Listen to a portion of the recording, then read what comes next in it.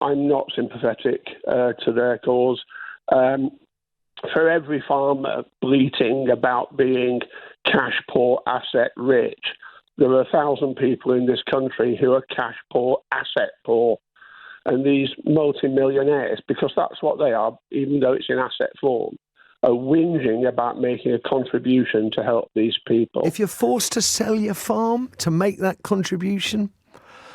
A couple of thoughts on that. The first thing is that anyone in their 80s, as your second contributor said, anyone in their 80s who hasn't passed on their farm has got problems with their children. They have bigger fish to fry there. And I also note that despite these claims that there's these nonagenarian farmers hanging around, clinging onto their farm and working all the hours God sends, not one journalist on their side has been able to produce this fictitious individual. So it's really easy for them to avoid it if they want to. And the other thing that I would say is... Sorry, on that point, if it's so easy to avoid if they want to, and if it's only going to generate, I say only, but it is in the grand scheme of government spending, it's only expected to generate 500 million maximum. Yep. What's the point of doing it? What's the point of winding people up for a relatively small sum of money? Well, there's a morality issue here as well as an economic issue. You know, why should everybody else pay inheritance tax and not these very wealthy people? And the biggest threat to farmers actually isn't inheritance tax at all. The biggest threats to farmers are climate change, Brexit, and supermarket bullying. Totally agree. And yet these farmers are rallying around. I mean, Morrison's speaking up for them. I mean, what's that about? Andrew, I share your concerns about that, and indeed, Geising Watson said exactly the same. Andrew, lovely talking to you. I am a farmer. Me and my wife have been married for 30 years. I have 2 children. And the chap you had on earlier, I would like to see his ID because I don't believe what he is saying. I'm a farmer. I've had no issues with what's going on with the tax. You've got no issues at all. Now, can you expand on that? Why you don't have issues and others perhaps do?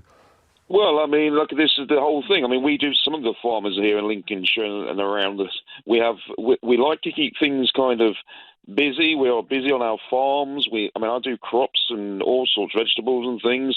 We've got good produce. We're doing businesses as well now as we have. It's all in the media.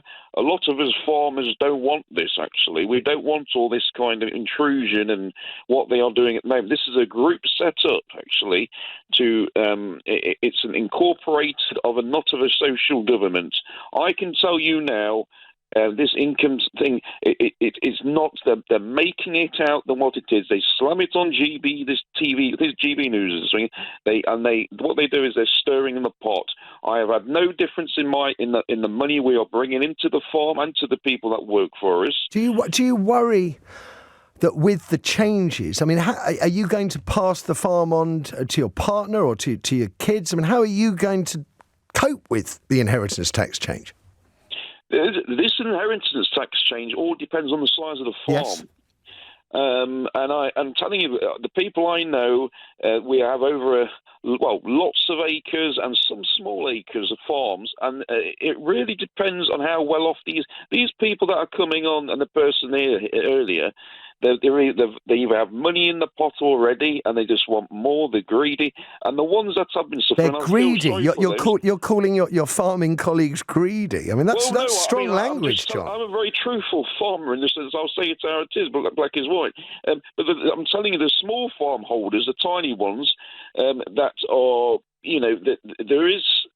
I do feel for the ones that are struggling, but I'm saying the very well-off farmers, it's an organisation, and they're setting up round the country, as I know. And in Lincoln, we had it the other day, markets, that it's all for the people just to say, look at us, and they're getting their begging bowls out to make them summon a businessman trying to make more money than actually in their farms. It's a cop-out.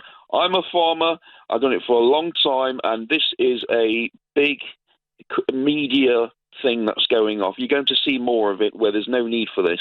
So where are you on your representatives in the National Farmers Union who've been, I mean, they're very anti this tax, and they point I mean, they're saying that many more farms than the 500 the government claims are going to pay it. NFU points to DEFRA's figures and say 66% of farms are going to have to pay this tax. They went straight, I'm sorry to say, they went straight for Keir Starmer as soon as it was in. They have a chip on the shoulder, and I don't know if you know, but with us farmers, if we don't like something, we won't give in. But unfortunately, there's a small, well, when I say small, it's getting bigger, a small group that's seeded that is starting this off, and it needs to stop now because it's making all these decent farmers, who like myself, who just doesn't want the intrusion. We just want to get on with our lives and things. We don't want it, Nick. Sorry, what's your name? Matthew. That's all right, I'll tell you what. Listen, we're hard-working farmers. Our children are being fed. We're not got our begging bowls out, and it needs to stop now because we just want to go forward. I have to say, John, I'm already getting messages from listeners who are saying the same thing. I'm speaking to a real farmer, and what you're saying is so far removed from what I've been reading in the Times, the Telegraph, the Sun with Jeremy Clarkson. I think people could be forgiven, ordinary people, maybe some even in the farming community, could be forgiven for being completely perplexed by it. It's like two totally opposing narratives. And maybe you're right, John. Maybe there's politics at play. Everybody says, oh, well, all the farmers have to do, which is to sell a small piece of land or sell off a piece of land. But the piece of land that they're selling is part of the average. So what they're doing is selling off part of their asset, which therefore makes it more difficult to run the rest of the asset.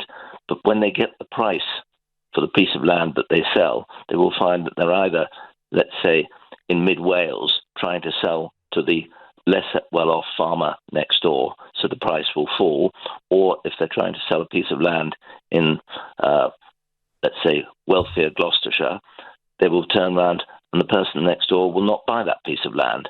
So either way, they can never dispose of a part of their asset. But isn't that exactly what Labour is intending to do, to wind down the 700% increase in farming land values that have priced young farmers or neighbouring farmers out of the business, and that actually by restoring inheritance tax, because it was removed in 1984, by restoring inheritance tax, what you're actually doing is helping new farmers get into the business.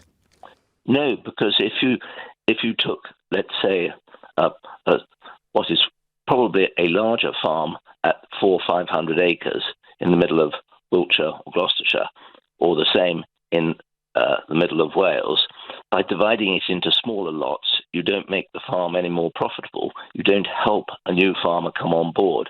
What we need to do is keep more family farms together. But you were just saying land values the neighbouring farm, the value would fall. In your first example, you gave that land value would fall, and therefore that would be advantageous to young farmers. Because what would happen is that the existing farm, taking again the 400 acres, if they sold off 100 acres, it doesn't make the price of the land may fall, but it doesn't make the individual parts of the farm any more profitable.